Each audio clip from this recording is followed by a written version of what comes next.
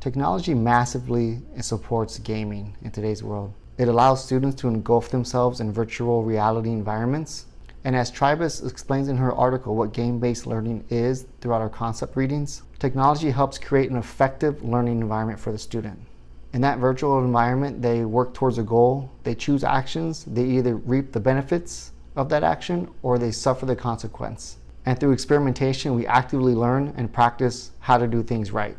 And because of that, we keep ourselves highly engaged in that learning environment. The learner is supported in this environment because gamification is cost effective, there's a low physical risk of liability, it's highly engaging and tailored, curated towards the student regarding a particular subject or adventure. When a student makes a mistake, they instantly receive the feedback. And then two most important things is the learner is continually engaged and they can really transfer this type of learning into the real world. The reason why they can transfer into the real world is because they're learning digital literacy. For the next part of this video, we're going to be looking at an artifact that I would be using if I was an educator in the classroom and if we were learning about the solar systems. The cool thing about this game is you can explore the solar system. You can explore the planets, moons, asteroids, and comets. And then even for some objects with NASA missions, you can even play the game.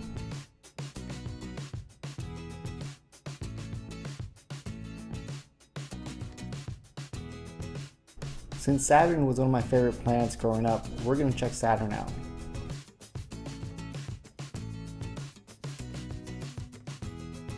Currently, since NASA has a mission on it, we can play the game. As you can see, the point of this game is to avoid the rocks traveling through the atmosphere. The reason why you want to avoid the rocks and debris because that's one of the common ways that a mission is lost out in the orbit. Once you surpass a certain achievement, you can unlock the mission engineer. This one is called Cassini. This will be a perfect artifact for students to be able to explore the solar system.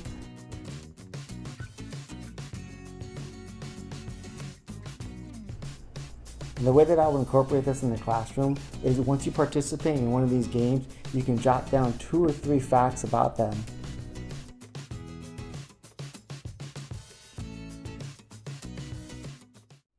The way that I would gauge it is every student would be able to participate.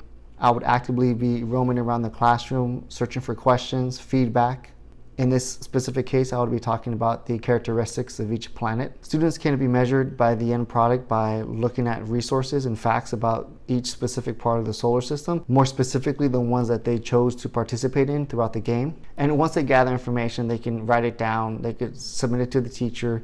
You can create partner exercises to where they're sharing, this information with partners, or even do full-out presentations for the class. The actual game itself will be served as a resource for the activity or for the assignment. And I think it'll be a great break from the norm of the textbook lecture type of environment, letting the kids engage themselves in games. They can participate at home, they can involve their family, their friends, and I think it'll just overall enhance the learning environment.